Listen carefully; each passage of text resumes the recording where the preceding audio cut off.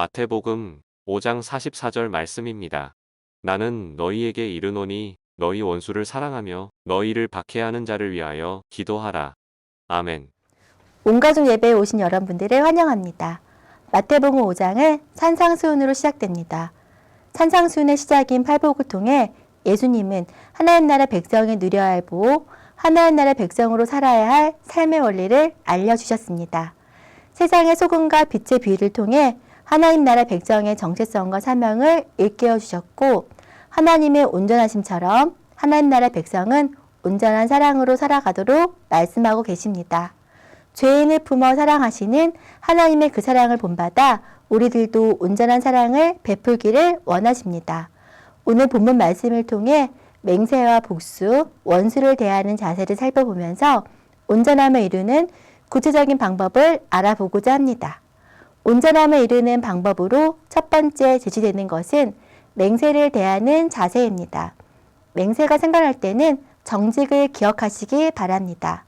맹세는 주로 언제 할까요? 어떤 일이나 말에 대해 정직하지 못하고 의심이 갈 때 맹세를 하곤 합니다. 하지만 새 언약의 백성은 맹세가 필요 없을 만큼 진실되고 정직해야 합니다. 예수님 시대에 살던 사람들도 상습적으로 거짓말을 했고, 사람들에게 자신의 말을 믿게 하기 위해 거짓 맹세를 사용하기도 했습니다. 여호와 하나님 이름으로 맹세하기에는 겁이 나기에 커 보이고 대단한 다른 것, 즉 하늘이나 땅, 예루살렘 혹은 머리를 걸고 맹세를 하였습니다. 하지만 하나님 나라 자녀는 맹세가 필요 없는 정직함으로 살아가야 합니다. 맹세를 하지 않아도 믿어줄 정도로 정직하게 살아야 합니다. 정직하고 진실되게 살면 손해를 보거나 혹은 오해, 고난을 당한다 하더라도 그렇게 살아가라고 말씀하고 있습니다. 왜냐하면 우리는 진실 되신 하나님을 따르는 하나님 나라 백성이기 때문입니다. 온전함을 이루는 방법으로 두 번째 제시되는 것은 보복을 대하는 자세입니다. 보복이 생각날 때는 기준을 기억해 주시기 바랍니다. 우리가 살고 있는 시대는 무한 경쟁이 만연한 시대입니다. 이겨야 생존하며 누구를 떨어뜨려야 자신이 올라가는 경쟁 구조 속에 살아가고 있습니다. 이러한 사회 속에 살면서 우리 충현의 가족들은 내가 억울한 일을 당한 것에 대해 어떤 기준을 갖고 계시나요? 혹은 내가 당한 것을 그대로 갚아야 한다는 기준을 갖고 계신가요? 38절에 눈에는 눈, 이에는 이로 갚으라는 레위기 24장 20절에서 상처에는 상처로, 눈에는 눈으로, 이에는 이로 갚을지라. 남에게 상해를 입은 그대로 그에게 그렇게 할 것이며 라는 구절을 인용하고 있습니다. 이것은 받은 대로 보복을 해야 한다는 의미보다는 보복의 한계를 설정하여 과도한 보복을 막으려는 데 있습니다.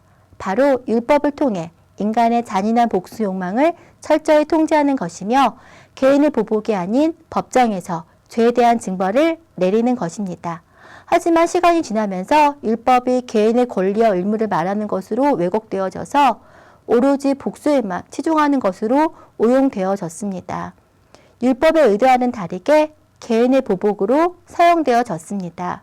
예수님께서는 이러한 보복에 대하여 세상과는 전혀 다른 기준, 세상의 기준에서 벗어난 새로운 기준을 말씀해 주셨습니다. 그것은 경쟁과 복수가 아닌 바로 사랑입니다. 오히려 형식적인 바리새인들을 비판하며 사랑이 없으면 형식은 아무 소용이 없음을 말씀해 주셨습니다.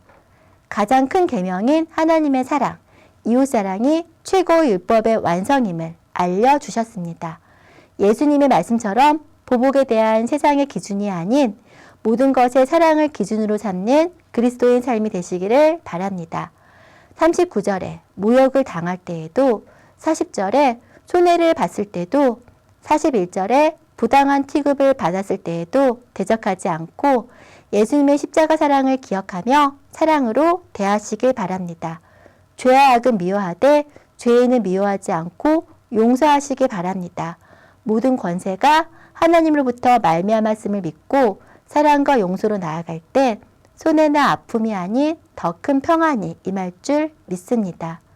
온전함을 이루는 방법으로 세 번째 제시되는 것은 원수를 대하는 자세입니다.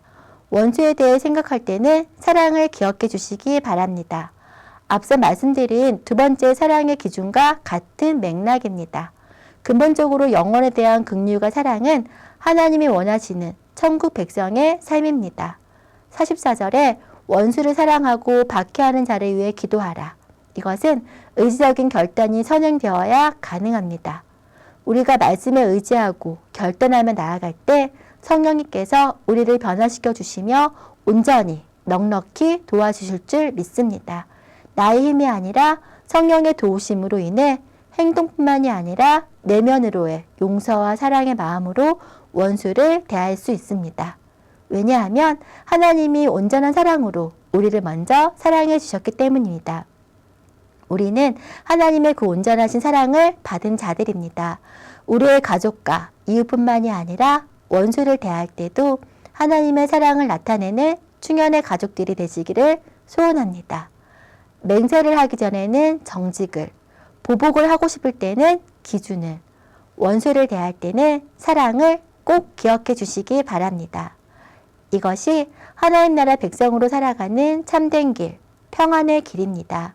비록 속임을 당하고 손해를 보면서 아프고 힘든 경우를 만난다 할지라도 그렇게 살고자 마음을 정한 여러분들에게 성령님께서 넉넉히 감당할 힘을 주실 줄 믿습니다. 하나님을 사랑하고 이웃을 사랑하고 원수까지도 사랑하라는 산상수훈의 말씀을 통해 세상의 방식을 초월하여 하나님의 온전하심을 따라 살아가는 복된 충현의 가족들이 되시기를 소원합니다.